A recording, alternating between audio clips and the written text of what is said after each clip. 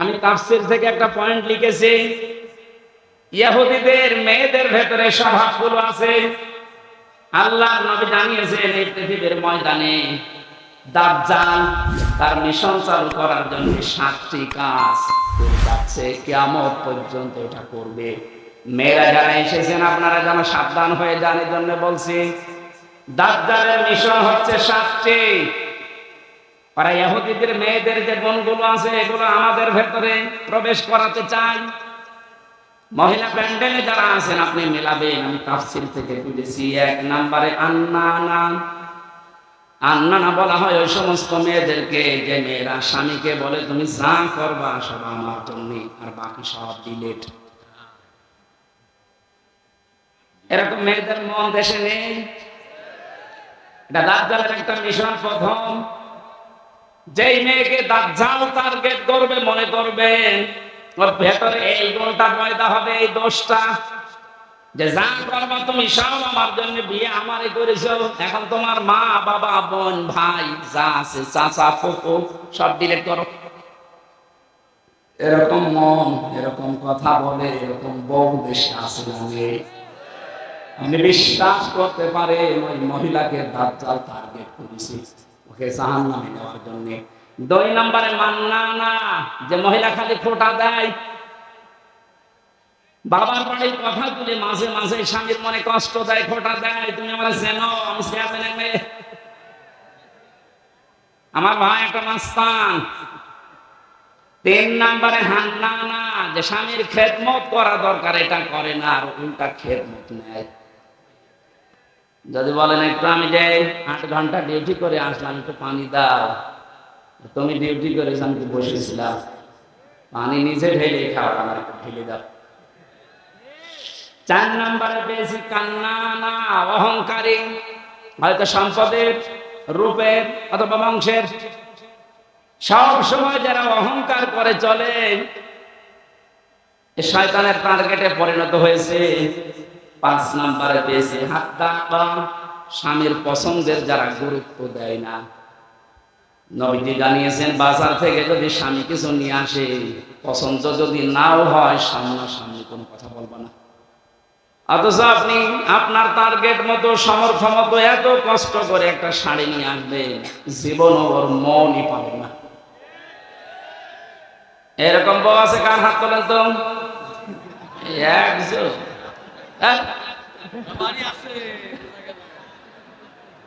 6 নম্বরে পেয়েছি সাদ্দাকা, যারা হারামের প্রতি উৎসাহ দেয় স্বামীকে, খালি মাঝে মাঝে অন্যের তুলনা তুলে ধরে যে কি করো, পাশের বাড়ি দেখো না, ওর বেতন তো তোমার চাইতে কম। এই যে হারামের প্রতি আপনি উৎসাহ দিচ্ছেন, লোক নবীর স্ত্রীর সাথে আপনাকে জাহান্নামে থাকা লাগবে। কথা বুঝতেছেন?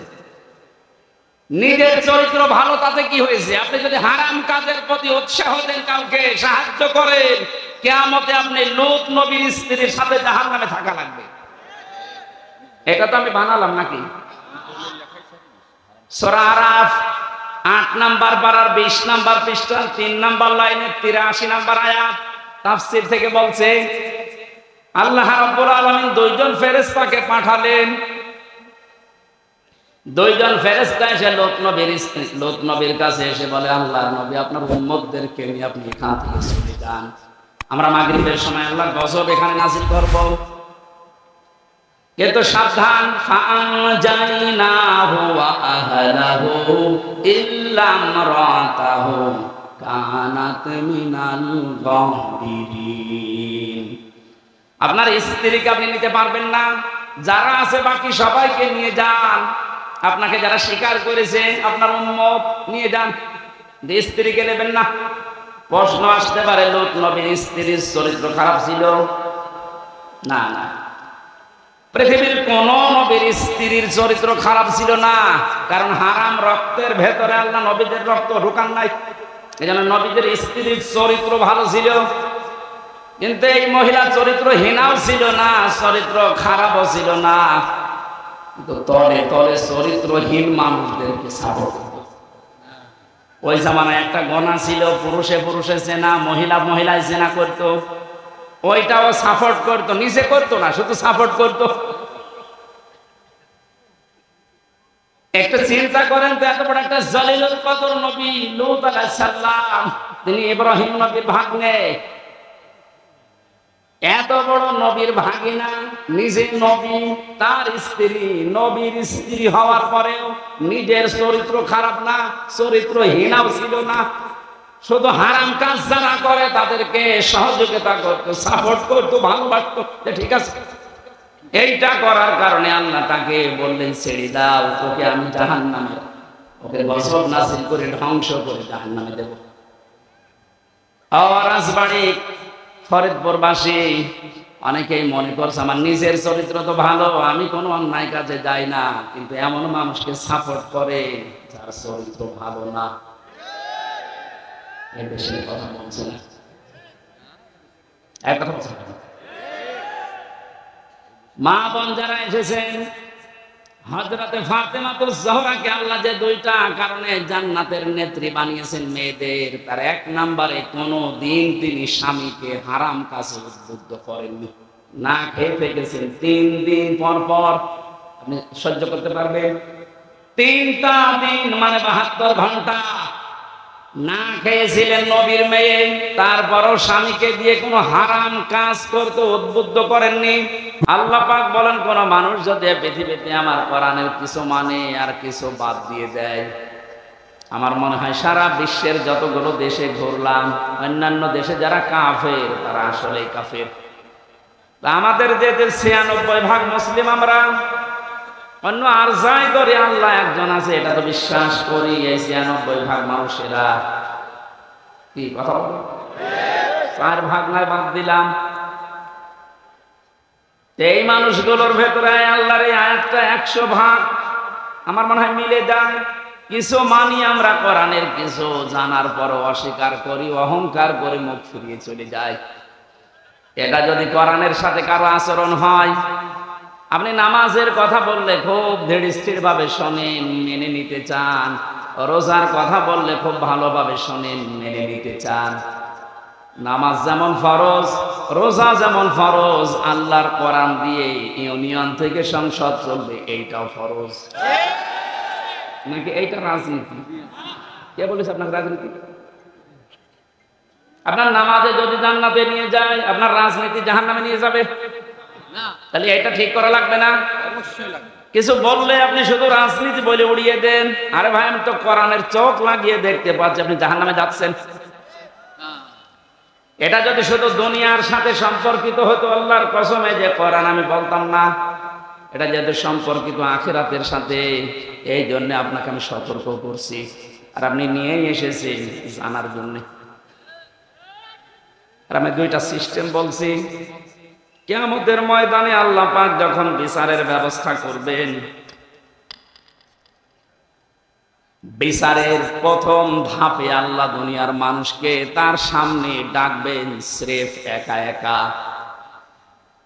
আমি আমার ঈমান থেকে কথা বলছি, যারা শুনছেন নিজের মনে করে শুনবেন যে প্রত্যেকের জন্য একই কথা। প্রতিটি মানুষ যখন আল্লাহর সামনে দাঁড়াবে, স্রেফ কয়জন করে? আরো জোরে বলুন না। অনেকে ছড়িয়েছে না কিয়ামতে অনেক বাবা অনেক দাদা লক্ষ লক্ষ মুরিদ নিয়ে উঠবে, এটা দাহা মিথ্যা কথা। সূরা মারিয়াম 16 নম্বর পারা 10 নম্বর পৃষ্ঠার 15 নম্বর লাইনের 95 নম্বর আয়াত, এটা শেষ নাম্বার রুকুতে আছে। এটা আছে ইবনে কাসিরের ভেতরে, নাকি আরো বলতে হবে? হ্যাঁ, আরো দলিল দেবো নাকি? আর তো দলিল নেই, কোরআনের উপরে আর দলিল আছে? আল্লাহ পাক বলেন, প্রতিটি মানুষকে আমি আল্লাহ কিয়ামতে আমার সামনে বিচারের জন্য ডাক দেব প্রথম ধাপে একা একা।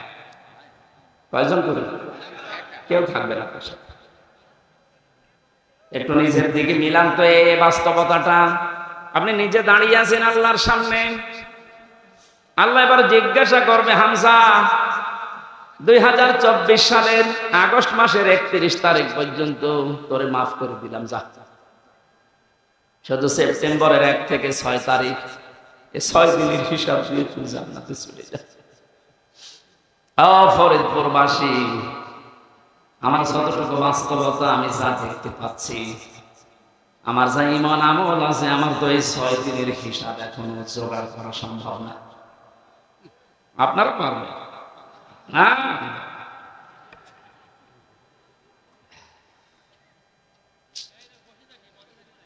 কথাটা শুনতে যত সহজ মনে হচ্ছে, বাস্তবতায় গেলে অত সহজ পাবেন না।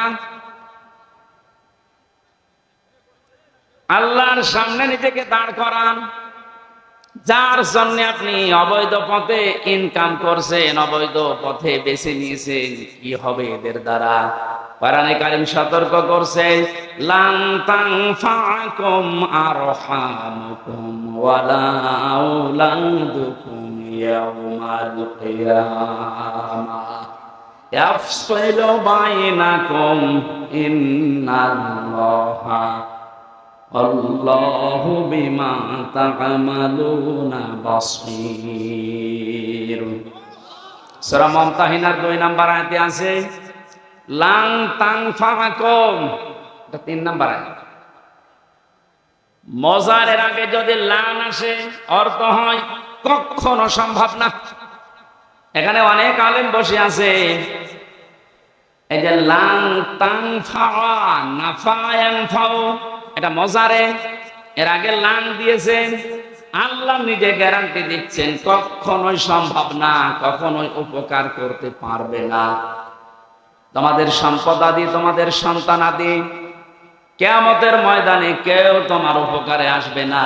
আল্লাহর এই কথাটা যদি আমরা 100 ভাগ বিশ্বাস করতাম, এই দেশে হাজারো মানুষের অবৈধ ইনকাম বন্ধ হয়ে যেত। আমরা ওই যে কিছু ভাষা বিশ্বাস করি, এই জন্য আমাদের অবৈধ পথ বন্ধ হয় না।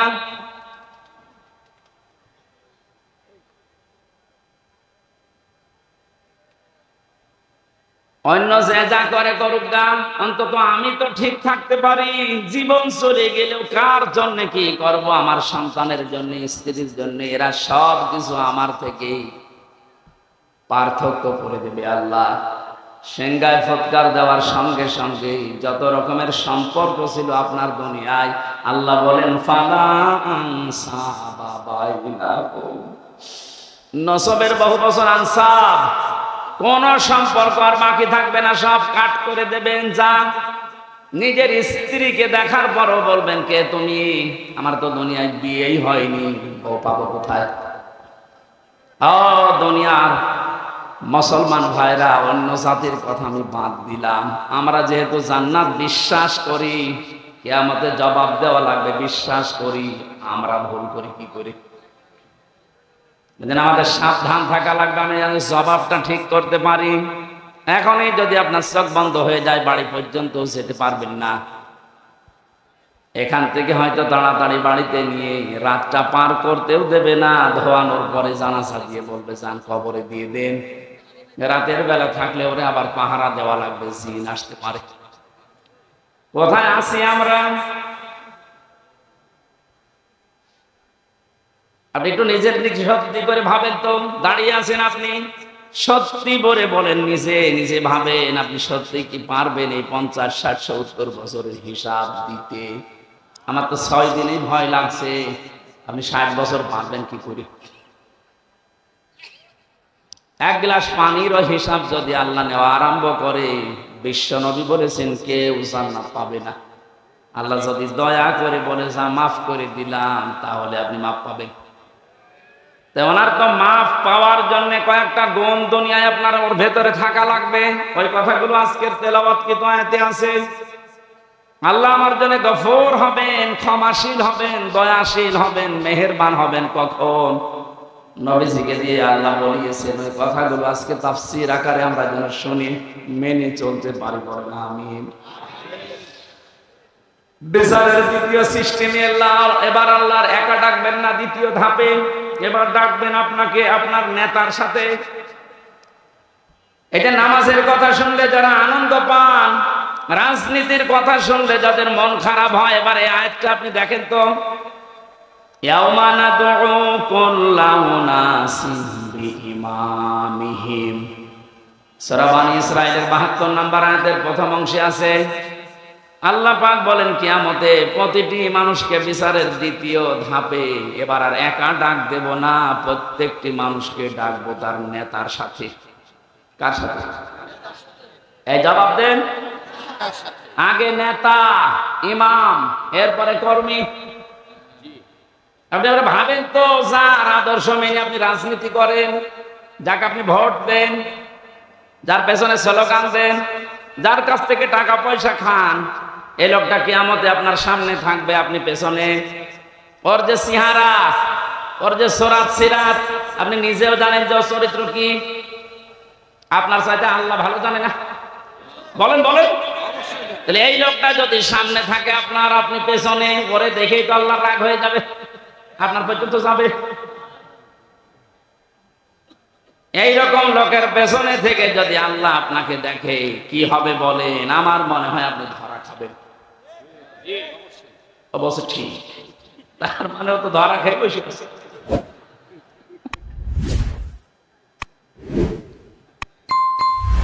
না, আসলে তো ঠিকই বলেছে, কারণ যেরকম চলে ঠিক ওই রকম কায়দায় বলছে। আমরা যেন ধরা না খাই, এই জন্যই তো সতর্ক করছি।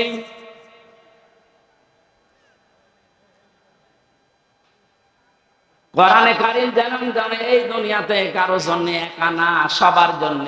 কোরআনের আলেম আমরা যারা, আল্লাহর কসম আমরা সবার জন্য। আপনাকে আমি বাঁচাতে চাচ্ছি। শুধু নামাজ দিয়ে, রোজা দিয়ে যদি জান্নাতে যাওয়া যেত, আব্দুল্লাহ বিন উবাই আপনার আগে জান্নাতে যেত। এই লোকটার পুরা জীবন আমি পড়ে দেখেছি, কোন অপরাধ আমি ওর জীবনে সেরকম মেজর পাইনি। তবে একটা বিষয়ও মানত না, ওর নামাজ ছিল নবীজির পেছনে, মসজিদে নববীতে, কাবা শরীফে। আপনি নামাজ পড়েন ম্যাক্সামি মসজিদে, এসে আর নামাজ পড়তো মসজিদে নববীতে, কাবা শরীফে। 1 রাকাত নামাজে 1 লক্ষ রাকাত নামাজে সওয়াব হয়। ও রোজা রেখেছে, রাসূলুল্লাহর সাথে ইফতারি করেছে, নবীর সাথে, তাহাজ্জুদের নামাজ পড়তো। ওর যত কিছু আমি পেয়েছি একটা একটা করে মিলিয়ে দেখলাম, সবই ঠিক আছে। শুধু রাজনৈতিক জীবনে ওর আদর্শ ছিল আবু জেহেল। এরকম মানুষ দুনিয়ায় নেই। কথা বলা লাগবে। আমি নাম ধরেই বলছি, এই যে সালমান এফ রহমান, এই দরবেশ, ওর নামাজ ছিল, রোজা ছিল। কাবা শরীফের পাশে আমি যখনই গেছি দেখছি ও পাশে ওই যে বিল্ডিং দারুত তাওহীদ, ওখানে থাকতো, যেখানে 15 থেকে 20 লক্ষ টাকা লাগে থাকতে। আমরা থাকতাম তো প্রায় 2 কিলোমিটার দূরে, কারণ আমার 3.5 লাখ। আর 15 থেকে 20 লাখ টাকা এই জন্য কাবার পাশে থাকে, যেন কাবা দেখা যায়। টাকা যদি ভ্যান চালিয়ে উপায় করা লাগতো, তাহলে আমার মনে হয় 5 কিলো দূরে থাকতো। টাকা তো সব জনগণের, 36,000 কোটি টাকা। আপনি জীবনে গণনা করে শেষ করতে পারবেন না। অথচ পদ্মা সেতুর মতো এত বড় বিশাল প্রকল্প মাত্র 32,000 কোটি টাকায় কমপ্লিট হয়ে গেছে। আর ওর একাই কত? 36,000। আমার মনে হয় আরেকটা পদ্মা সেতু বানিয়ে টাকা আরো 4,000 কোটি রেখে যেত। এই লোকটার সাথে আব্দুল্লাহ বিন উবাইর আমার মনে হচ্ছে মিল আছে। ওর নামাজ, রোজা, কাবা শরীফ দেখা, ইফতারি করা সব ঠিক আছে। রাজনৈতিক জীবনে ও লোকটা এমন মানুষকে মানে যার চরিত্র আসলে ভালো না। কি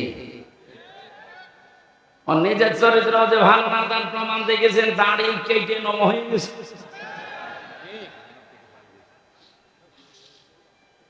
প্রশাসনের লোক যখন ধরতে গেছে ওরা কিন্তু চিনতে পারে নাই। আরেকটা ছিল নমক, আইনের চেয়ারে বসে শুধু বেআইনি কথা বলতো।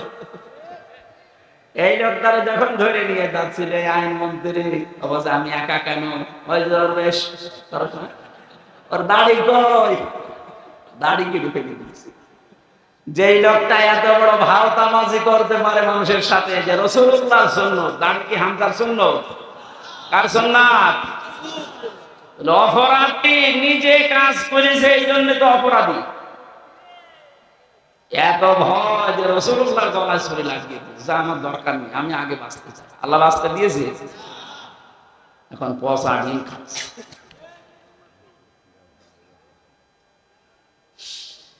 ফরিদপুরবাসী, যেহেতু আপনি বুঝেই ফেলেছেন কিয়ামতের ময়দানে দ্বিতীয় ধাপে আপনাকে আল্লাহ আপনার নেতার সাথে ডাকবে, সুতরাং এমন মানুষের পেছনে থাকা লাগবে যাকে দেখলে আল্লাহ রসুলের কথা মনে হয় এবং যার কর্ম এবং বাস্তবতা রাসূলুল্লাহর সাথে মিলে যায়। এরকম মানুষের দেশে নেই।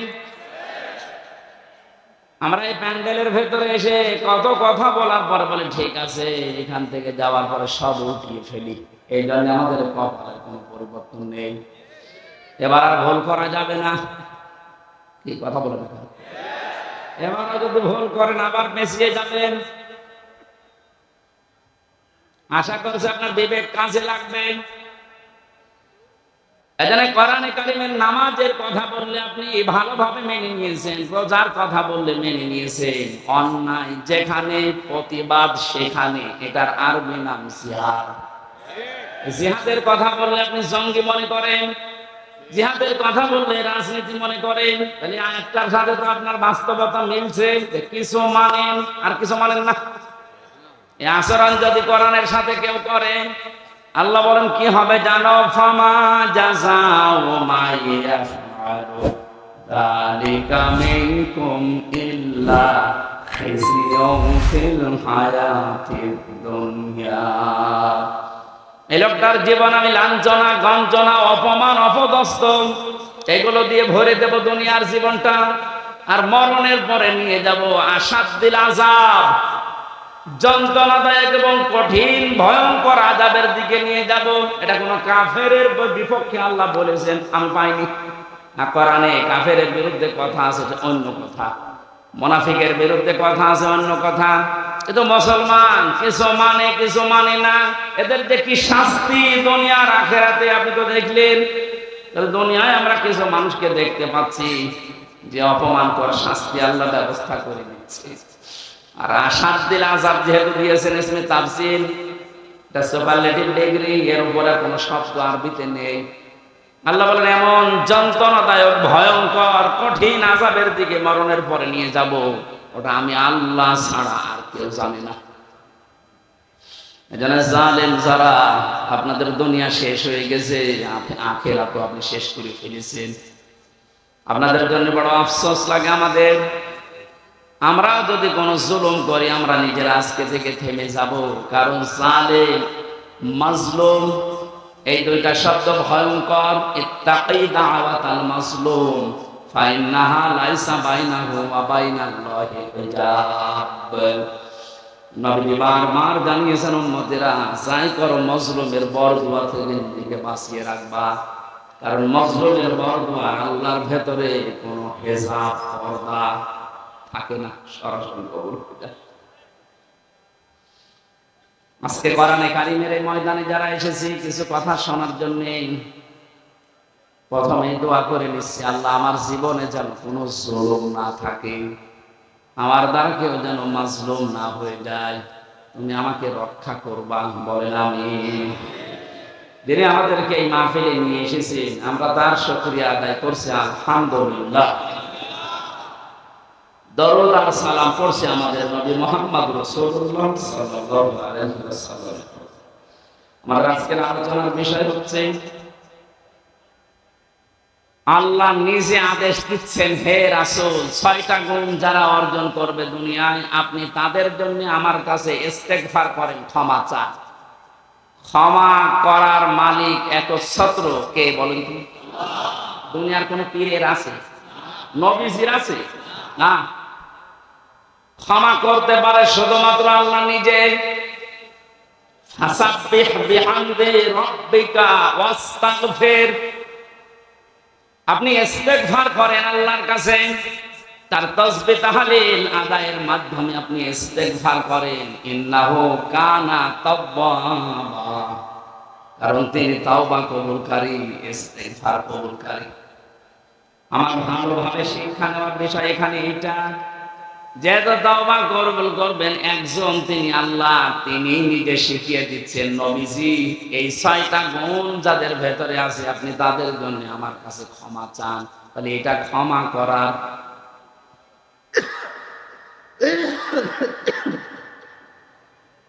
এই আয়াত থেকে বোঝা যাচ্ছে আল্লাহ এই 6টা গুণ বিশিষ্ট মানুষদেরকে ক্ষমা করবেন বলে জানিয়েছেন। না, আমাদের এখন বুদ্ধিমানের কাজ হবে এই 6টা গুণ দুনিয়া থেকে অর্জন করে তারপরে বিদায় নেওয়া। আসুন আমরা দেখি আমাদের ভেতরে এগুলো আছে কি না। সূরা মুমতাহিনা 12 নাম্বার একটা মাত্র আয়াত পড়েছি। মুমতাহিনা শব্দের শাব্দিক অর্থ হচ্ছে পরীক্ষিতা নারী। কি নারী? যারা পরীক্ষা দিয়ে উত্তীর্ণ হয়ে গেছে। এই পৃথিবীতে বহু নারীর জীবনী আমি পড়েছি, সর্বোত্তম জীবনী আমার কাছে 6 জনের মনে হয়েছে। এই মানুষগুলো পরীক্ষা দিয়ে উত্তীর্ণ হয়ে তারা জান্নাত অলরেডি আল্লাহ পেয়ে গেছে। তার ভেতরে 1 নম্বরে হযরতে আসিয়া। হযরতে আসিয়া আলাইহিস সালাম এত বেশি পরীক্ষা দিয়েছিলেন তার ঈমানের উপরে টিকে থাকতে গিয়ে। পৃথিবীর মানুষরা যদি হিসাব করে হিসাব মিলানো সম্ভব না। শুধুমাত্র ঈমানের উপরে টিকে থাকতে গিয়ে হাতের ভেতরে তিনি পেরেক লাগিয়ে দিয়েছে তার নিজের স্বামী। পায়ের ভেতরে পেরেক লাগিয়েছে, মাথার উপরে গরম তেল ঢেলে দিচ্ছে, কপালের ভেতরে শলাকা লাগিয়েছে। এ কঠিন অবস্থায় হযরতে আসিয়া দেখলেন আল্লাহ পাক জান্নাত জিবরাইলকে দিয়ে পাঠিয়ে দিয়েছে। তিনি জান্নাত দেখলেন, ডাক দিয়ে বললেন ইদকালাত রাব্বি বিনি ইনদাকা বাইতান ফিল জান্নাতি ওয়া নাজ্জিনি মিন ফিরআউনা ওয়া আমালিহি ওয়া নাজ্জিনি মিনাল কওমিজ যালিমিন। হযরতে আসিয়া ডাক দিয়েছেন, রব্বুল আলামিন তুমি আমার জন্য জান্নাতের ভেতরে একটা ঘর বানিয়েছো। এভাবে না তৈরি করি তুমি যেখানে আছো ওই জায়গায় একটা ঘর আমার জন্য বানিয়ে দাও, যেন সব সময় তোমারে আমি দেখতে পাই। হযরতে আসিয়া 2 নম্বর কথা বলেছিলেন, ওয়ানাজ্জিনি মিন ফিরআউনা ওয়া আমালিহি ওয়ানাজ্জিনি মিনাল কওমিজ যালিমিন। এই মেয়েরা আসুন, একটু খেয়াল করবেন। এবার সম্মানিত মা বোনেরা, অনেক বেশি ভালোবাসি আপনাদেরকে। আমি চাই না আপনারা জাহান্নামী হয়ে যান।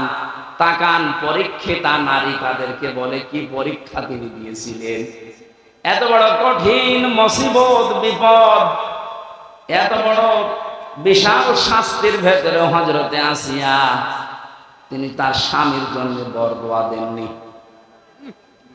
তিনি বলেছিলেন, মাবুদ তুমি যা দেখতে পাচ্ছ আমার স্বামী লোক দিয়ে এরকম অত্যাচার করাচ্ছে এবং নিজে অত্যাচারের স্বামীর, তুমি আমাকে এই অত্যাচার থেকে বাঁচাও, কিন্তু আমার স্বামীর উপরে তুমি রাগ করো না। ও বাংলার মা বোনেরা,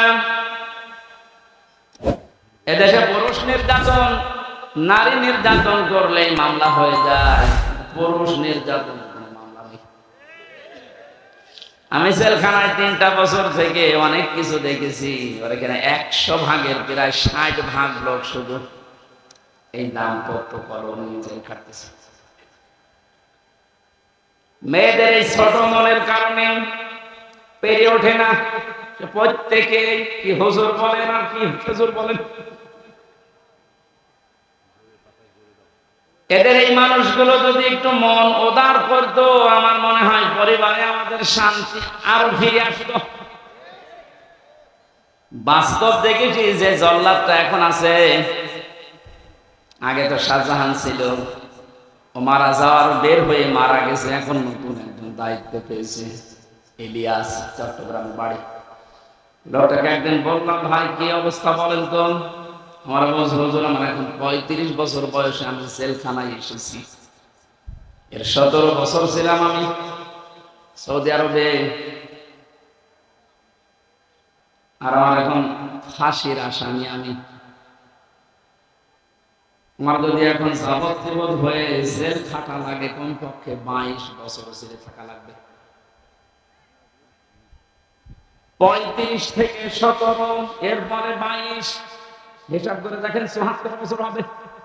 কত? 74 বছর বয়সে লোকটা জেলখানা থেকে বের হবে। খুব বড় অপরাধ করে গেছে না? পুরা জীবনে আমি শুনেছি যে কি কি করতেন। সৌদি থেকে 17 বছর পরে বের হলাম, দেশে আসার পর বিয়ে করলাম।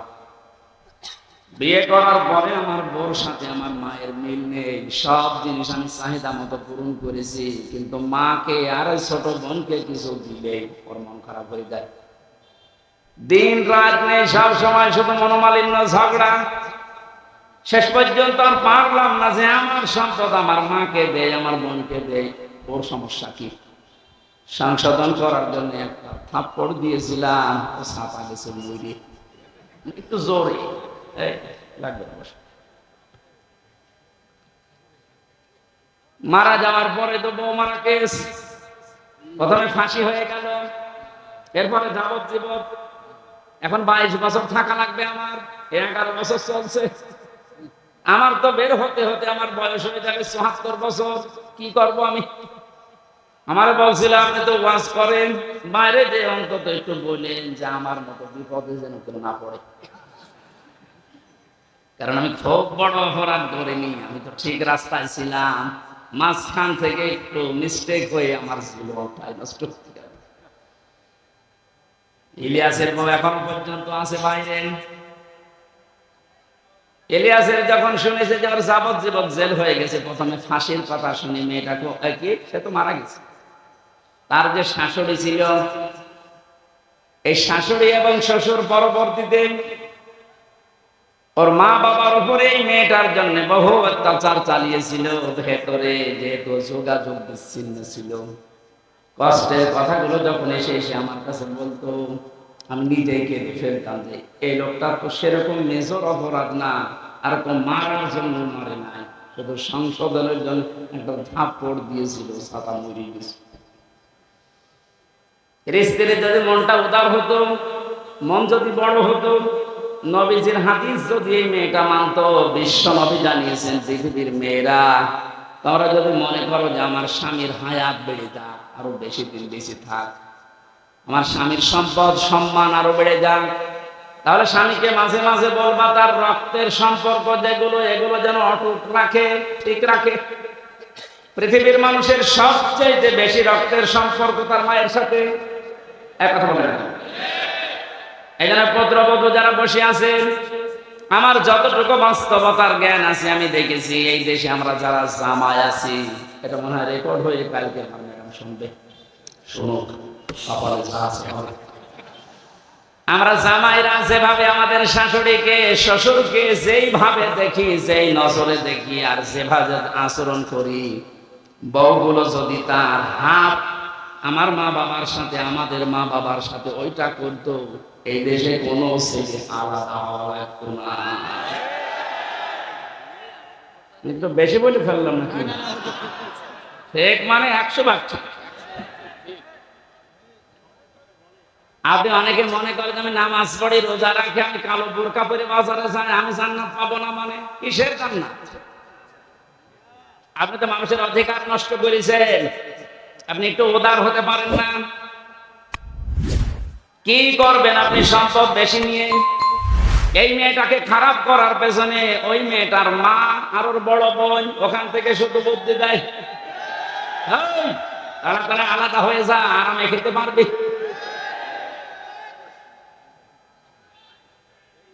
এখানে তাকবীর দেওয়ার দরকার। সব বলা হয়ে যাচ্ছে তাকবীর। যেহেতু পয়েন্টটা এসেছিল, মা বোনেরা হাতে পায়ে ধরে বলছি আপনাদেরকে, বাঁচতে যদি চান 4টা যে ফরজ কাজ আছে, তার ভেতরে কিন্তু স্বামীর সেবা, স্বামীর মন জয় করা আপনি পারছেন না। শয়তানের ধোকায় হোক, আর শয়তান তো বসে নেই, আপনাদেরকে জাহান্নামে দিতে চান, এই জন্য স্বামীর গুরুত্ব আপনার মন থেকে তুলে দিয়েছে। অথচ নবীজি জানিয়েছেন, আমি যদি এই পৃথিবীতে আল্লাহ বাদে কাউকে সেজদা করার অনুমতি দিতাম, মেয়েদের কানে কানে বলতাম স্বামীর পায়ে সেজদা করো। কত দামি জিনিস, আর তাকে ধরে ধরে আপনি অপমান করেন, মারেন। আমি তাফসীর থেকে একটা পয়েন্ট লিখেছি, ইহুদিদের মেয়েদের ভেতরে স্বভাবগুলো আছে। আল্লাহর নবী জানিয়েছেন এই পৃথিবীর ময়দানে দাজ্জাল তার মিশন চালু করার জন্য 7টি কাজ করে যাচ্ছে, কিয়ামত পর্যন্ত এটা করবে। মেয়েরা যারা এসেছেন আপনারা যেন সাবধান হয়ে যান, এই জন্য বলছি দাজ্জালের মিশন হচ্ছে 7টি। আর ইহুদিদের মেয়েদের যে গুণগুলো আছে এগুলো আমাদের ভেতরে প্রবেশ করাতে চাই। মহিলা প্যান্ডেলে যারা আছেন আপনি মেলাবেন, আমি তাফসীর থেকে তুলেছি। 1 নম্বরে আন্নানা। আন্নানা বলা হয় ওই সমস্ত মেয়েদেরকে যে মেয়েরা স্বামীকে বলে তুমি যা করবা সব আমার জন্য, আর বাকি সব ডিলেট। এরকম মেয়েদের মন দেশে নেই।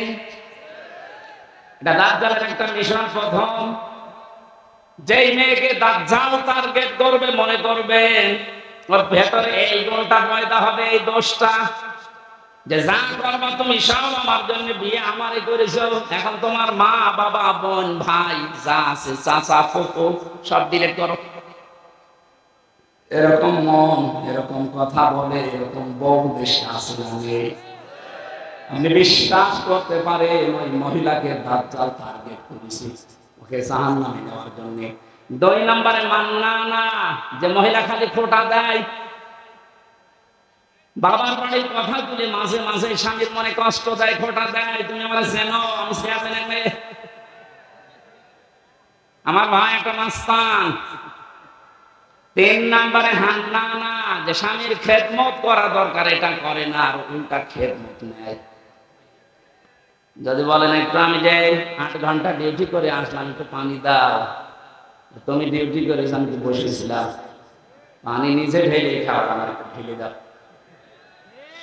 4 নম্বরে পেয়েছি কান্নানা, অহংকারী, হয়তো সম্পদের, রূপের অথবা বংশের। সব সময় যারা অহংকার করে চলে শয়তানের টার্গেটে পরিণত হয়েছে। 5 নম্বরে পেয়েছি হাত্তা, স্বামীর পছন্দের যারা গুরুত্ব দেয় না। নবীজি জানিয়েছেন বাজার থেকে যদি স্বামী কিছু নিয়ে আসে, পছন্দ যদি নাও হয় সামনাসামনি কোনো কথা বলবা না। অথচ আপনি আপনার টার্গেট মতো সমর্থ মতো এত কষ্ট করে একটা শাড়ি নিয়ে আসবেন, জীবন ওর মনই পাবেন না। এরকম বউ আছে কার হাত তোলেন তো? একজন।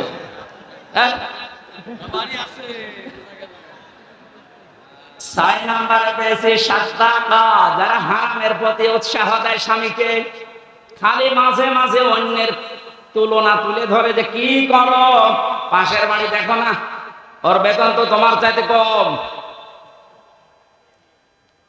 এই যে হারামের প্রতি আপনি উৎসাহ দিচ্ছেন, লোক নবীর স্ত্রীর সাথে আপনাকে জাহান্নামে থাকা লাগবে। কথা বুঝতেছেন? নিজের চরিত্র ভালো তাতে কি হয়েছে? আপনি যদি হারাম কাজের প্রতি উৎসাহ দেন, কাউকে সাহায্য করেন, কিয়ামতে আপনি লোক নবীর স্ত্রীর সাথে জাহান্নামে থাকা লাগবে। এটা তো আমি বানালাম নাকি? সূরা আরাফ 8 নম্বর পারার 20 নম্বর পৃষ্ঠা 3 নম্বর লাইনের 83 নম্বর আয়াত তাফসীর থেকে বলছে, আল্লাহ রাব্বুল আলামিন 2 জন ফেরেশতাকে পাঠালেন। 2 জন ফেরেশতা এসে লোক নবীর কাছে এসে বলে, আল্লাহর নবী আপনার উম্মতদেরকে নিয়ে আপনি এখান থেকে চলে যান, আমরা মাগরিবের সময় আল্লাহর গজব এখানে নাযিল করব।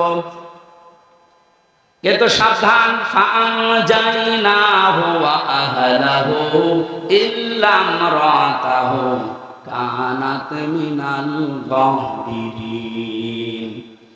আপনার স্ত্রীকে আপনি নিতে পারবেন না, যারা আছে বাকি সবাইকে নিয়ে যান। আপনাকে যারা স্বীকার করেছে আপনার উম্মত নিয়ে যান, স্ত্রীকে নেবেন না। প্রশ্ন আসতে পারে, লোক নবীর স্ত্রীর চরিত্র খারাপ ছিল? না না, পৃথিবীর কোন নবীর স্ত্রীর চরিত্র খারাপ ছিল না, কারণ হারাম রক্তের ভেতরে আল্লাহ নবীদের রক্ত ঢুকান নাই। এজন্য নবীদের স্ত্রীর চরিত্র ভালো ছিল। কিন্তু এই মহিলা চরিত্রহীনাও ছিল না, চরিত্র খারাপও ছিল না, কিন্তু তলে তলে চরিত্রহীন মানুষদেরকে সাপোর্ট করত। ওই জামানায় একটা গণা ছিল, পুরুষে পুরুষে জেনা, মহিলা মহিলায় জেনা করত। ওইটাও সাপোর্ট করতো, নিচে করতো না, শুধু সাপোর্ট করতো। একটু চিন্তা করেন তো, এত বড় একটা জলিলুল কদর নবী লূত আলাইহিস সালাম, তিনি ইব্রাহিম নবীর ভাগ্নে, এত বড় নবীর ভাগিনা, নিজে নবী, তার স্ত্রী নবীর স্ত্রী হওয়ার পরেও নিজের চরিত্র খারাপ না, চরিত্রহীনাও ছিল না, শুধু হারাম কাজ যারা করে তাদেরকে সহযোগিতা করতো, সাপোর্ট করতো, ভালোবাসতো। ঠিক আছে, এইটা করার কারণে আল্লাহ তাকে বললেন, ছেড়ে দাও, তোকে আমি জাহান্নামে, ওকে গজব নাযিল করে ধ্বংস করে জাহান্নামে দেব। রাজবাড়ী ফরিদপুরবাসী অনেকেই মনে করছে আমার নিজের চরিত্র তো ভালো, আমি কোনো অন্যায় কাজে যাই না, কিন্তু এমন মানুষকে সাপোর্ট করে যার চরিত্র ভালো না। এই বেশি কথা বলছে না, এক কথা বলছে। মা বোন যারা এসেছেন, হযরতে ফাতেমাতুজ জোহরাকে আল্লাহ যে দুইটা কারণে জান্নাতের নেত্রী বানিয়েছেন মেয়েদের, তার এক নম্বরে কোনদিন তিনি স্বামীকে হারাম কাজে উদ্বুদ্ধ করেননি। না খেয়ে থেকেছেন 3 দিন পর পর, আপনি সহ্য করতে পারবেন? 3টা দিন মানে 72 ঘন্টা না খেয়েছিলেন নবীর মেয়ে, তারপরও স্বামীকে দিয়ে কোনো হারাম কাজ করতে উদ্বুদ্ধ করেননি। আর আপনার কোনো অভাব নেই, এর বড় স্বামীকে দিয়ে বাম হাতে ইনকাম করা। আজকে একটা এসপির স্ত্রী তার স্বামীর বিরুদ্ধে নিজে মামলা দিচ্ছে। সম্মানিত মা বোনেরা, আমাদের হুঁশ হবে একদিন, যেদিন আজরাইল আসবে, ওই সময় হুঁশ হয়ে আর লাভ হবে না। এখনই হুঁশ ফেরা দরকার। 7 নম্বরে পেয়েছি বাররাকা, এটা না বলাই ভালো।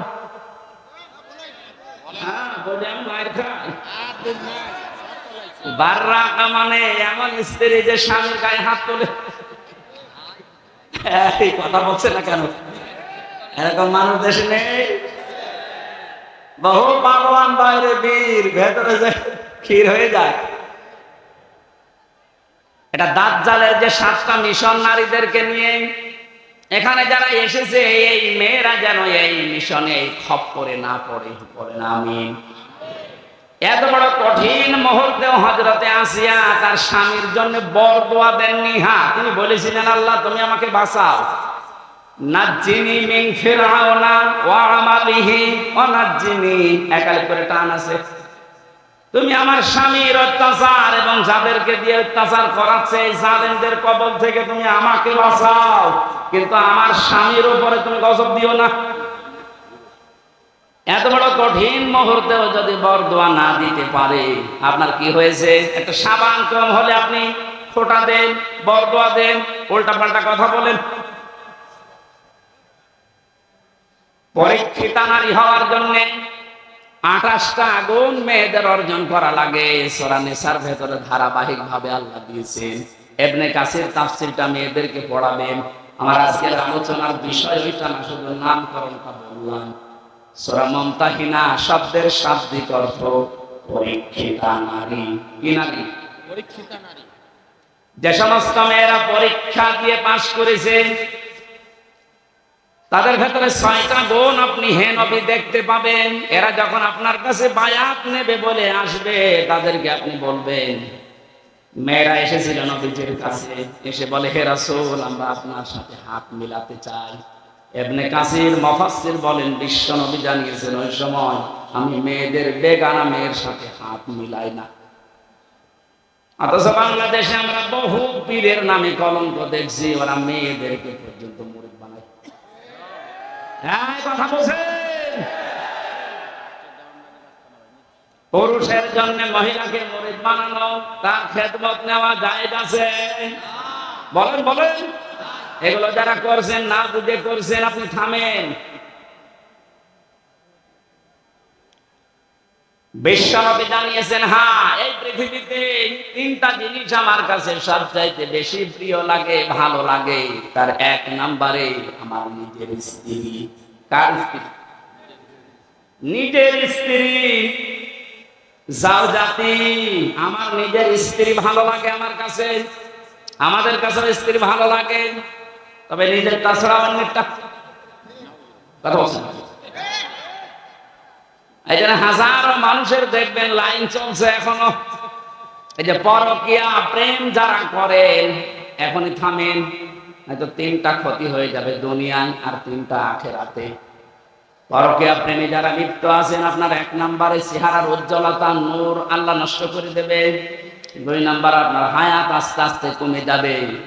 3 নম্বরে যখন মারা যাবেন ঈমান পাবেন না। একটা সংসার নষ্ট করার জন্য বেঈমান হয়ে মরবে। এ লাইনে আছে নাকি এলাকায় কেউ? যদি থাকেন আপনি থেমে যাবেন আশা করছি। বিশ্বনবী বলেন 2 নম্বরে আমার কাছে নামাজ ভালো লাগে, 3 নম্বরে আমার কাছে সুগন্ধি ভালো লাগে। এই 3টা আমাদের কাছে যেন ভালো লাগে সেই ব্যবস্থা আল্লাহ করে দেন। বলেন আমিন। নবীজি আল্লাহ ঘোষণা দিলেন, ইয়া আইয়ুহান নাবিয়্যু, হে নবী, ইযা জাকাল মুমিনাতু, মুমিন নারীরা যখন আপনার কাছে আসবে, ইউবাইউনাকা, আমরা বায়াত নিতে চাই, পর্দার আড়াল থেকে আপনি তাদেরকে বায়াত দেবেন 6টা বিষয়ে।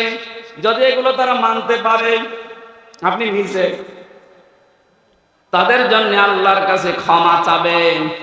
যেহেতু আল্লাহ শিখিয়ে দিচ্ছেন, তার মানে 6টা কাজ করতে পারলে আল্লাহ নিজে আমাদেরকে মাফ করবে। 1 নম্বরে দিয়েছেন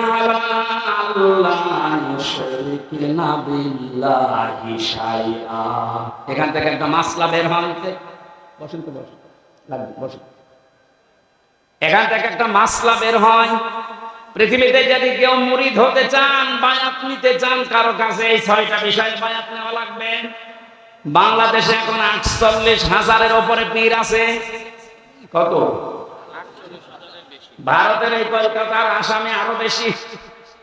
আমি তো 17, 18, 19, 20 এই সমস্ত সালগুলোতে ভারতের এই কয়েকটা রাজ্যে দেখেছি ও ঘরে ঘরে পীর। বিশেষ করে মুর্শিদাবাদ আর নদিয়া, হুগলি, এই সমস্ত জায়গায় জায়গায় পীর। পীরটা ওরা ব্যবসা হিসেবে নিয়েছে। বাংলাদেশের জরিপে যেটা সরকারি 48,000। আপনারা যদি মুরিদ করতে চান, বায়াত দিতে চান, প্রথমে আপনাকে বলা লাগবে যে আমার দরবারে কোনো শিরক চলবে না। আল্লাহ বাদে অন্য কাউকে সেজদা দেওয়া কি? আল্লাহ বাদে অন্য কাউকে ডাকা কি?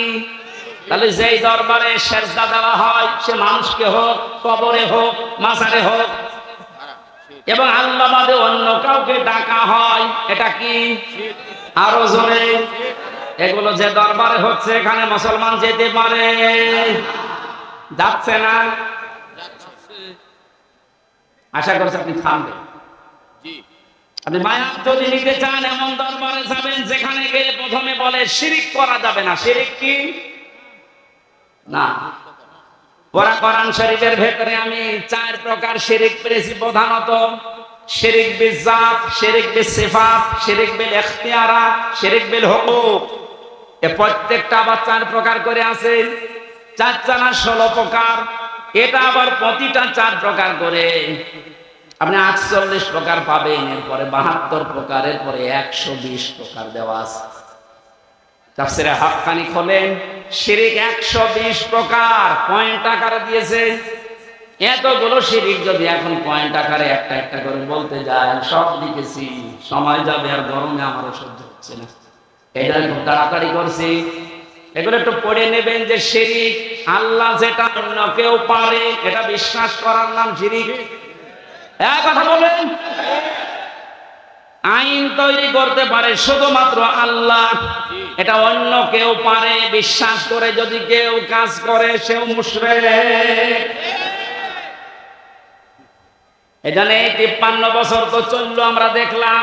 বাবা চালিয়েছিল, স্বামী চালিয়েছিল, চাচাও চালিয়েছে 9 বছর, বউ চালিয়েছে অনেকদিন, ভাবিও চালিয়েছে, সবাই চালিয়েছে এই মানুষের তৈরি করা নিয়ম নীতি আইন কানুন দিয়ে। এটার সাথে যে মত আছে বলেন, বলেন। 53 বছরে কাঙ্ক্ষিত মানের শান্তি আপনি দেখলেন কেমন? এখন তো শুধুমাত্র দেখতে বাকি আছে এই কোরআন দিয়ে দেশ চললে কেমন দেখা যায়। নারায়ে তাকবীর, নারায়ে তাকবীর। আল কোরআনের আলো, আল হাদিসের আলো, ইসলামের শত্রুরা, ইসলামের শত্রুরা, আল কোরআনের আলো, নারায়ে তাকবীর। আরে ভাই আমরা তো দেখলাম যে 53 বছরে কি পারে না কেমন চলে, যেহেতু এটা বাকি আছে দেখতে, এটা তো দেখা যায় না। তো দেখি তো আল্লাহর কোরআনের 500 আইন দিয়ে ইউনিয়ন থেকে শুরু করে সংসদ ভবন পর্যন্ত যদি চলে তো কেমন দেখা যায়। আল্লাহ জানিয়েছেন ওটা আমি মিনি জান্নাত বানিয়ে দেবো। যেহেতু চর্মচোখে আমরা দেখে মরতে পারি, বলেন আমিন। খুব আশা আমার, খুব আকাঙ্ক্ষা লাগে আল্লাহ কোরআন দিয়ে দেশ চললে কেমন দেখা যায় পৃথিবীতে আমরা দেখিনি। সৌদি আরবে দেখেছি কিন্তু 100 ভাগ না 70 ভাগ। তাই যে শান্তি পাওয়া যায় মাঝে মাঝে ওখানে, ওটা যদি 100 ভাগ হতো, 30 ভাগ বাকি আছে এখনো। আমাদের দেশটা যদি 100 ভাগ আল্লাহর আইন দিয়ে আমরা চালাতে পারি, আপনি দেখবেন পৃথিবী কেমন শান্তি, স্বস্তি, নিরাপত্তা ফিরে আসে। আজ মেয়েদেরকে অনেকে জুজুর ভয় দেখাচ্ছেন, ইসলাম যদি যায় তোমাদেরকে ঘরবন্দি করে ফেলবে। এতদিন তো জালেমরা এটা বুঝাইতো, এখন অনেক মুনাফিকরা এটা বোঝানো আরম্ভ করেছে। সম্মানিত মা বোনেরা, আমরা গ্যারান্টি দিতে পারি কোরআন যদি সত্যিই যায়, পৃথিবীতে নারীর যে মুক্তি বিশ্বনবী দেখিয়েছেন ওটা আপনি দেখতে পাবেন। এখন দেখতে পাননি মনে করছেন মনে হয় ইসলাম ওই রকমই, আগে প্রতিষ্ঠিত হতে দেন। সুতরাং এই জুজুর ভয় যারা দেখাচ্ছেন, আপনারা জালেমের দিকে আরেকদিকে আপনারা মুনাফিক।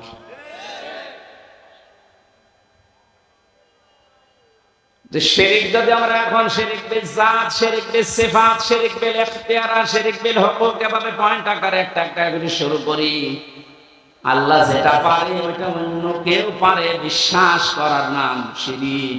আল্লাহ পারে আইন দিতে, অন্য কেউ পারে না। এই কাজে যারা ইনভলভ আছেন, এই কাজের সাথে যারা জড়িত আছেন, এই কাজে যারা সাহায্য সহযোগিতা করছেন, সাপোর্ট করেন, আপনি যে দল করতে পারেন আপনি মুশরিক। আপনার বায়াত হয়নি, কিসের বায়াত নিচ্ছেন আপনি? 2 নম্বরে বলেন ওয়ালাইয়াসরিকনা, হে নবী ওদেরকে বলেন যেন তারা জীবনে চুরি না করে। কি না করে? চুরি নেই দেশে। বেগম পাড়া এমনি তৈরি হয় বাবার টাকা দিয়ে, বেগম পাড়া বানাচ্ছেন সব চুরি করা টাকা।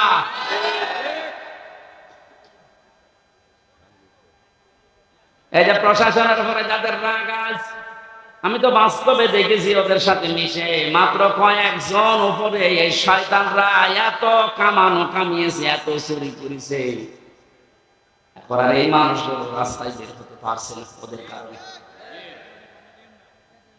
আজকে কয়েকটা লাইভ দেখেছি, এসআই এবং এএসআই কনস্টেবল সাধারণ যারা ডাক দিয়ে বলছে আমাদের নিজেদের অপরাধের জন্য যদি শাস্তি দিতে চান আমাদের দেন।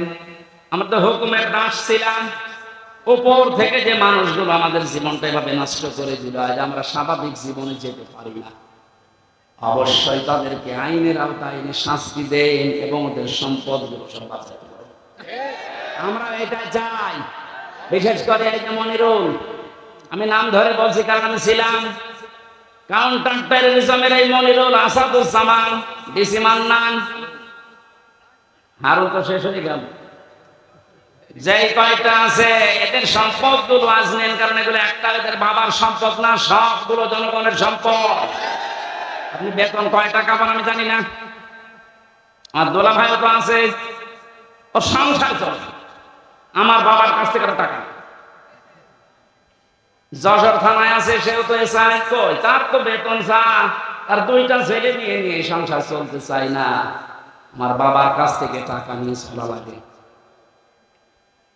তোমার বেতন নাই, তার চাইতে ডবল হইল না, হচ্ছে না।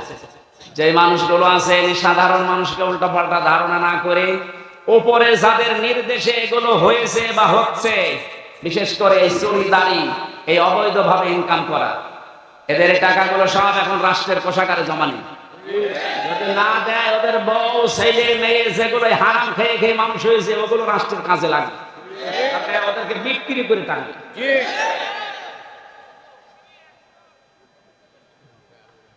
চুরির এইটা যদি আমরা শপথ নিতে পারতাম যে চুরি করব না, চুরি বন্ধ করব, এই দেশটা কিন্তু দাঁড়িয়েছে। তো এক দরবেশই যদি এত টাকা চুরি করে থাকে, বাকি যারা দরবেশের ভান ধরিস তাদের অবস্থা কি? ওরা ইয়াসিনা জেনা করা যাবে না। এই জেনা শুধু হাতের জেনা, মুখের জেনা, চোখের জেনা, অন্তরের জেনা, লজ্জা স্থানের জেনা। এই জেনাগুলো আজ বন্ধ করার জন্য যে যেখানে আসি ওই জায়গা থেকে দায়িত্ব নেওয়া লাগবে, বিশেষ করে মেয়েদের আগে। কারণ জেনা এ শব্দ শুরুই আল্লাহ করেছেন মেয়েদের দিয়ে। আযানিয়াতু ওয়াযানি ফাজলিদু কুল্লা ওয়াহিদিন মিনহুমা মিয়াতা জালদা। আল্লাহ পাক বলেন জেনাকারিনী এবং জেনাকারী, আগে কার নাম? মেয়েদের নাম। এজন্য মা বোনেরা আপনারা নিজেদেরকে কন্ট্রোল করেন। এই মোবাইলটা, এই ফেসবুক এবং কম্পিউটার, এই সমস্ত জিনিস দিয়ে আজ মানুষ জেনার লাইনে এগিয়ে যাচ্ছে। আগে হ্যালো হ্যালো, এরপরে শেষ পর্যন্ত লজ্জা স্থান দিয়ে শেষ হয়। যে এলাকায়, যে দেশে, যে অঞ্চলে জেনা বেড়ে যায়, প্রকাশ্য হোক গোপনে হোক, ওখানে আল্লাহর 8টা গজব নাযিল হয়। কয়টা? এমন মহামারী রোগ আল্লাহ ছড়িয়ে দেয় যার চিকিৎসা পৃথিবীতে নেই। এজন্য আমরা সাবধান হব। আমাদের এই দেশটা জেনা যেগুলো চলছে এগুলো কি করে বন্ধ করা যায়? নিজ উদ্যোগে, পারিবারিক ভাবে, সামাজিক ভাবে।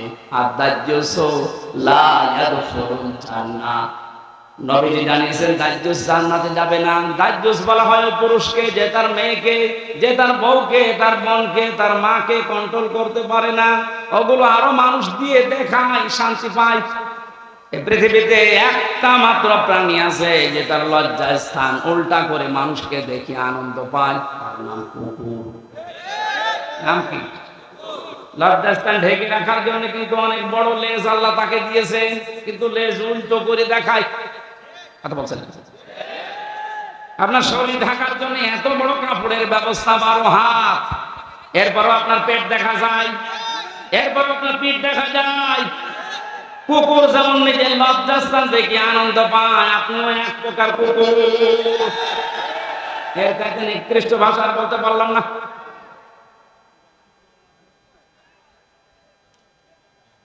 আশা করছি আপনি থামবেন। একটা মহিলা যদি বেপরদা আছে না, এই সমস্ত করার কারণে জাহান্নামী হয়ে যায়, কমপক্ষে 4 জন পুরুষ কিয়ামতের সঙ্গে নিয়ে যাবে। প্রথমে তার বাবাকে, এরপরে বড় ভাইকে, এরপরে স্বামীকে, এরপরে বড় ছেলেকে। আপনি বলেন তো, এক একজন মহিলা যেভাবে চলছে আজ, এভাবে যদি চলতে চলতে ওরা জাহান্নামে যায়, আমাদেরকে যারা 4 জনের নাম বললাম, হয়তো আমি কারো বাবা, নাই স্বামী, নাই বড় ভাই, নাই বড় ছেলে, জান্নাত পাওয়া সম্ভব হবে? এই জন্য কন্ট্রোল হবে। জেনার পরিবেশগুলো বন্ধ করা দরকার আস্তে আস্তে। আল্লাহ পাক বলেন ওয়ালা ইয়াকুতুলনা ওলাদাহুন্না, খাবারের ভয়ে সন্তানকে হত্যা করো না। এখানে কয়েকটা মাসলা বের হয়। আমাদের মনে কষ্ট হয়ে যাচ্ছে নাকি? আমার তো কষ্ট হচ্ছে। আমি ফ্যানের ব্যবস্থা যদি করতে লাগে থেকে সামনে থাকবে না। এখন ওইভাবে হয়, মানুষ একবারে দাঁড়িয়ে দাঁড়িয়ে বাতাস দিতে বলছিলেন না, বাতাস দেওয়া হবে ফ্যান দিয়ে কত হবে। ولا يأتين ببهتان يفترينه بين أيديهن, জেনে বসে কোন মানুষ যেন একজনের উপরে অপবাদ চাপিয়ে না দেন, এই সিদ্ধান্ত নিয়ে এই বায়াত নিয়ে আমার কাছে আজকে থেকে যান। এই গণাটা বাংলাদেশ সহ বিশ্বে এখন বহু জায়গায় আরম্ভ হয়েছে। কিচ্ছু জানে না যে লোকটা, আন্দাজে তার উপর একটা অপবাদ দোষ চাপিয়ে তার জীবনটা ধ্বংস করে দেওয়া হচ্ছে।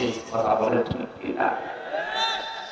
বহু ভুক্তভোগী মানুষকে আমি জেলখানায় পেয়েছি, একেবারে নিরপরাধ, কিচ্ছু জানে না ও বিষয়ে, আন্দাজে দোষটা চাপিয়ে তার সংসারও শেষ, তার জীবনটা শেষ করে দিবে।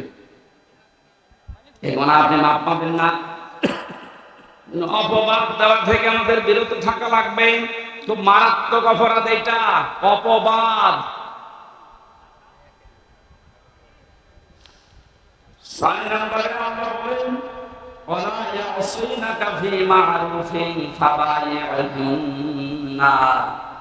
কোন ভালো কাজ যদি আপনি আরম্ভ করেন, সেই কাজের বিরোধিতা যেন আপনার সাথে না করে। এটা আমরা কোন ভালো কাজে আঞ্জাম দিলে দলমত দেখা যাবে না, ওই কাজে আঞ্জাম দেওয়া লাগবে।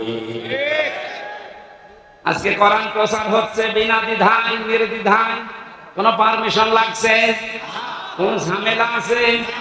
এই ভালো কাজে আমাদেরকে সাহায্য সহযোগিতা করা যতটুকু পারা যায় এগিয়ে আসা লাগবে।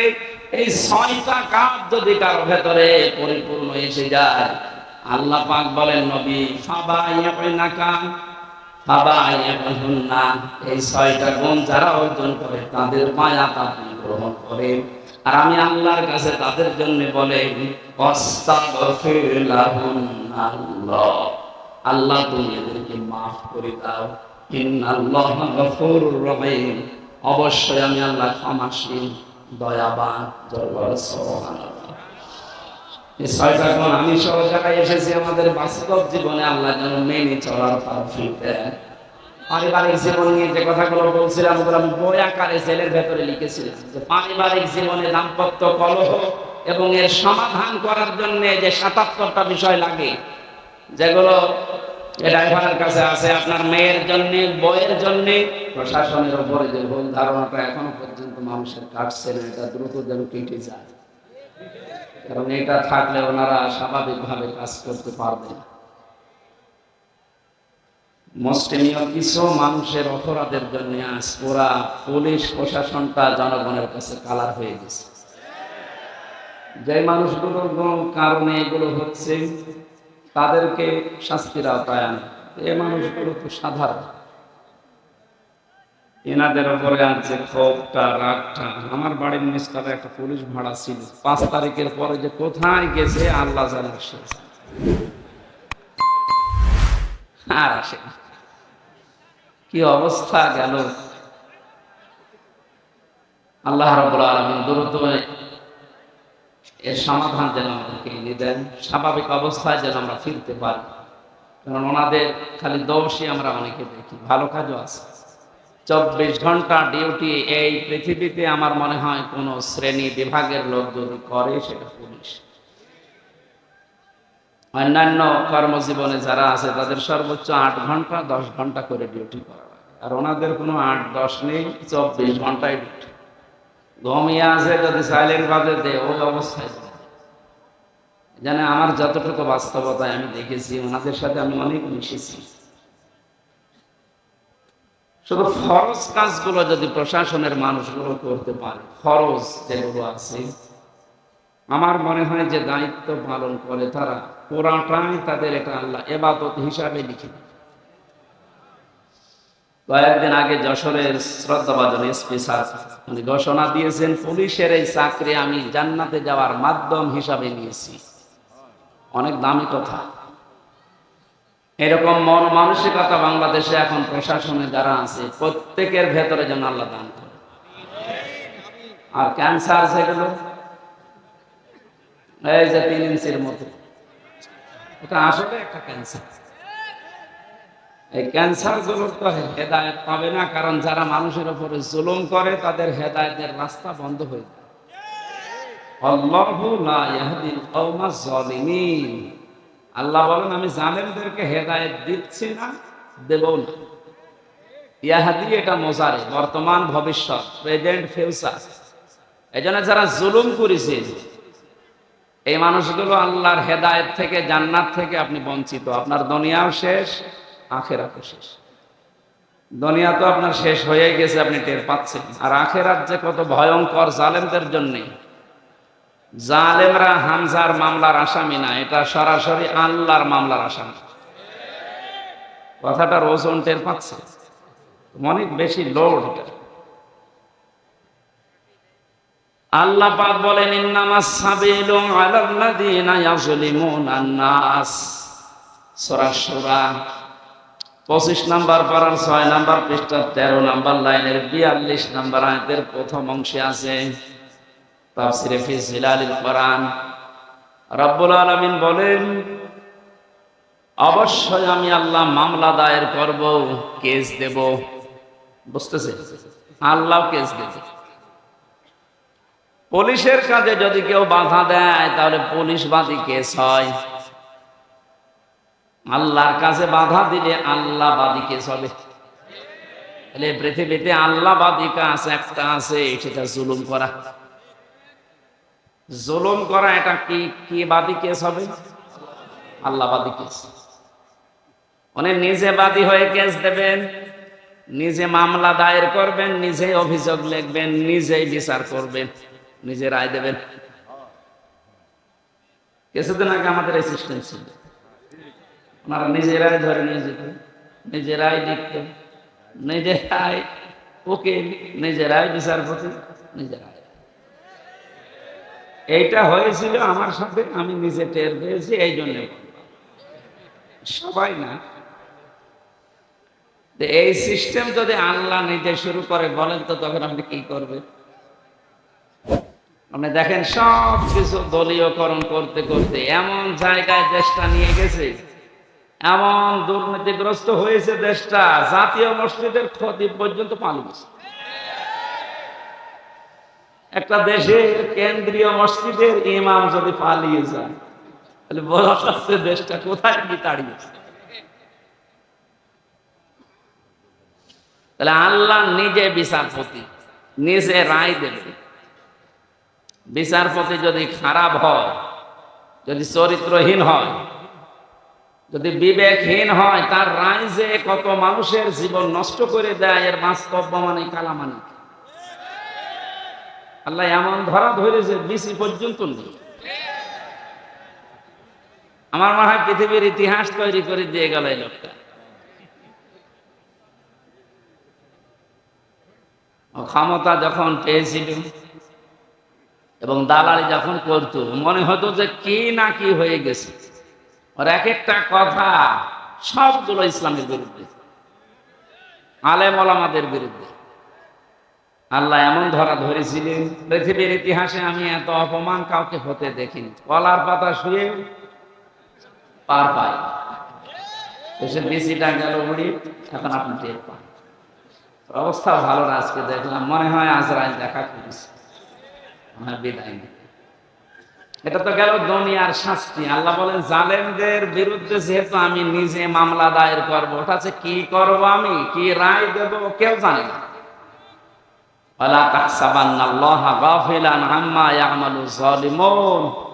হে নবী, আপনি কি মনে করেন যে জালেমদের সম্পর্কে আমি কোনো খোঁজ রাখি না? সবচাইতে বেশি খোঁজ রাখি জালেমদের বিষয়ে। ওদেরকে শুধু ছাড় দিয়েছি। ইন্নামা নুমলি লাহুম লিয়াজদাদু ইসমা। আমি আল্লাহ ওদেরকে ওদের পাপের পরিপূর্ণ করার জন্য ছাড় দেয়, যে নাই যত বাড়বে বাড়, তো পাপ যেন একেবারে পূর্ণতা পায়। বাস্তবতা আমরা এটাই দেখলাম, অনেকের পাপ একেবারে পরিপূর্ণ হয়ে গেছে। হাজারো মানুষের জীবন নষ্ট করার কারণে আল্লাহর আরশ পর্যন্ত কেঁপে গেছে। আল্লাহুম্মা আযাবুম মুহিন। আল্লাহ তাআলা বলেন ওদের জন্য আমি অপমানজনক শাস্তির ব্যবস্থা করে রেখেছি। বলেন নাউযুবিল্লাহ। এই জন্য যারা জালেম, আপনার দুনিয়া শেষ, আপনার আখিরাতও শেষ। আপনি আরো ভয়ঙ্কর বিপদের দিকে যাচ্ছেন।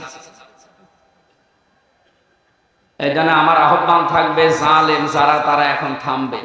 কারণ জালেমের কিন্তু তওবাও কবুল হয় না। ফেরাউনের তওবা কবুল হয়েছিল, কিন্তু এতটুকু বলেছিল আন্নাহু লা ইলাহা ইল্লাল্লাহ বলতে পারবে। ও যখন ডুবে যাচ্ছিল, একবার উপরে ওঠে আবার পানির নিচে যায়। ফেরেশতা জিবরাইল এসে কাঁদা হাতে নিয়েছিল। তাফসীরে ফি জিলালিল কোরআন। ও যখন বলবে লা ইলাহা ইল্লাল্লাহ বলতে যাবে, তখন এসে মুখের উপরে কাদা লাগিয়ে বলছে তোরা বলা দরকার, কারণ তুই যা করেছিস। এই জন্য যারা অত্যাচারী হয়, যারা জুলুমবাজ হয়, এই মানুষগুলো যদি মনে করে শেষে ভালো হয়ে যাব, না, তাদের আর তওবা কবুল হয় না। কারণ তাদের পাপের কারণে তারা শেষে ডুবে মরে। এই যে মহিন শব্দটা আছে বলা, কোরআনের প্রতিটি শব্দ কিন্তু 100% সত্য না 98%। আলাহুম আযাবুম মুহিন, তাদের জন্য আমি অপমানজনক শাস্তির ব্যবস্থা করে রেখেছি, ফির দুনিয়া ওয়াল আখিরাহ, দুনিয়া এবং আখিরাত।